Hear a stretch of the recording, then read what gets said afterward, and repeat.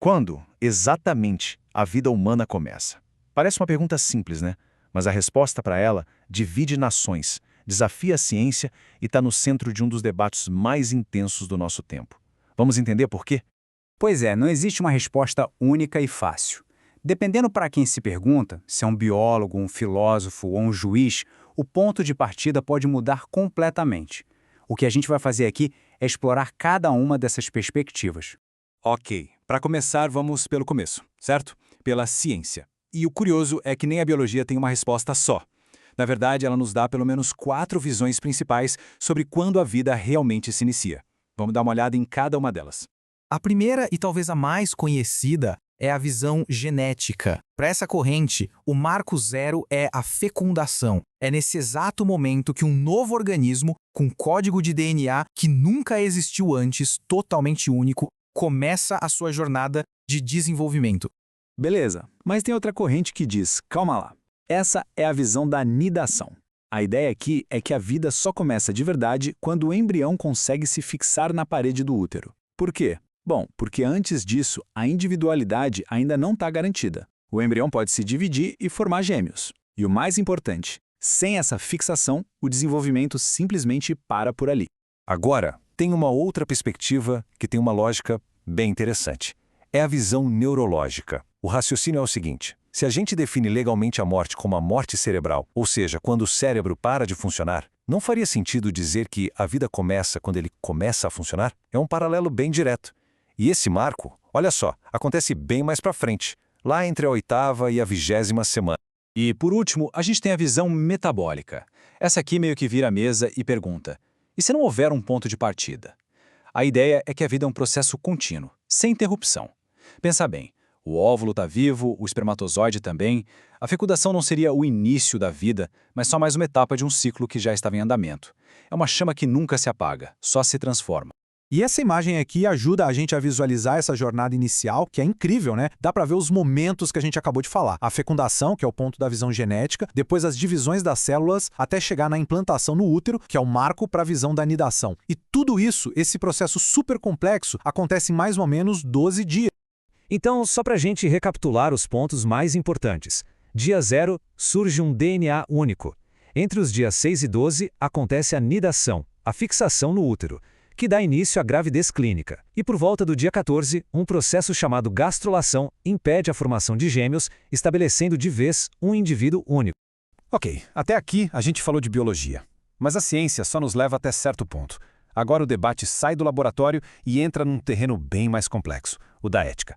A pergunta muda de quando a vida começa para outra bem mais espinhosa, quando um ser vivo se torna uma pessoa com direitos.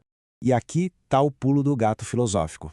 A ideia é que uma coisa é ser um ser vivo, com DNA humano e biologicamente ativo. Outra coisa completamente diferente é ser uma pessoa, no sentido de ter plenos direitos legais. Essa distinção geralmente se baseia em capacidades como ter consciência, sentir as coisas, ter autoconsciência, que, claro, se desenvolvem bem mais tarde na gestação. Tá.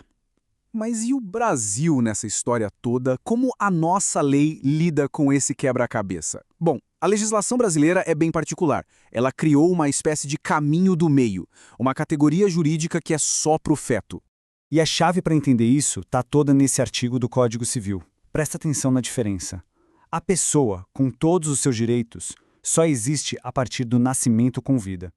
Mas, ao mesmo tempo, a lei protege os direitos do nascituro desde a concepção. O nascituro, então, é esse ser que já foi concebido, mas ainda não nasceu, e que tem uma expectativa de direitos protegida. E olha, esses direitos não são só teoria não. Na prática, o nascituro pode receber herança, doações e a mãe pode exigir pensão do pai durante a gravidez. E um detalhe super importante é que a lei o protege através do crime de aborto, que tem uma pena menor do que a de homicídio. Isso só reforça seu status legal, que é bem distinto. E é justamente por causa dessa definição jurídica tão específica que a gente tem hoje no Brasil um verdadeiro cabo de guerra. De um lado, o poder judiciário, do outro, o legislativo.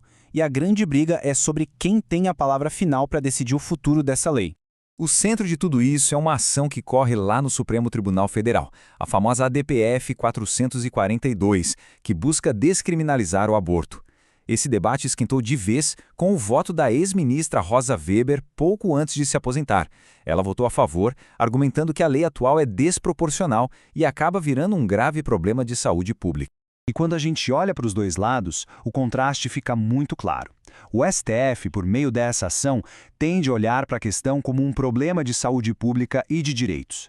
Já o Congresso tem outra pegada. Lá, avançam projetos que buscam o contrário, declarar a vida inviolável desde a concepção, baseados em princípios morais. Mas claro, essa discussão toda no Brasil não está acontecendo numa ilha. Ela é super influenciada pelo que está rolando no resto do mundo, principalmente aqui nas Américas. Na América Latina, a gente tem visto um movimento forte, que ficou conhecido como Onda Verde. Países como Argentina, Colômbia e México liberalizaram suas leis, seja por decisão do legislativo ou do judiciário. O Brasil observa atentamente esses vizinhos, ao mesmo tempo em que olha para a mudança de rumo nos Estados Unidos. Então, o ponto é esse. A gente está vendo duas ondas completamente opostas se movendo ao mesmo tempo. De um lado, a onda verde aqui na América Latina, tratando o tema cada vez mais como uma questão de saúde e direitos. Do outro, os Estados Unidos, onde a Suprema Corte reverteu uma decisão histórica e devolveu aos estados o poder de proibir. E o Brasil? Bom, o Brasil está exatamente no meio dessa encruzilhada. Mas vamos pensar numa coisa que muita gente esquece. Definir legalmente que a vida começa na concepção não mexe só com a questão do aborto. Isso cria um efeito dominó com consequências gigantescas e muitas vezes inesperadas para várias outras áreas da medicina. E aí vem a pergunta de $1 milhão. Se um óvulo fertilizado em laboratório já é considerado uma pessoa com direitos, o que a gente faz com os milhares de embriões que estão congelados hoje em clínicas de fertilidade pelo país? As implicações são enormes, pensa só. Descartar embriões que não foram usados numa fertilização in vitro poderia ser equiparado a crime. Fazer rastreio genético para evitar doenças graves poderia ser questionado. A pesquisa com células-tronco ficaria em risco. E, no limite, as clínicas de fertilidade poderiam fechar as portas por insegurança jurídica, como a gente viu acontecer no Alabama, nos Estados Unidos. No fim das contas, a gente vê que a questão é muito maior do que só a política. A resposta que uma sociedade decide dar para essa pergunta tão fundamental, quando a vida começa, não define apenas o direito ao aborto. Ela tem o poder de redesenhar o futuro da pesquisa científica, dos tratamentos de fertilidade e da própria medicina.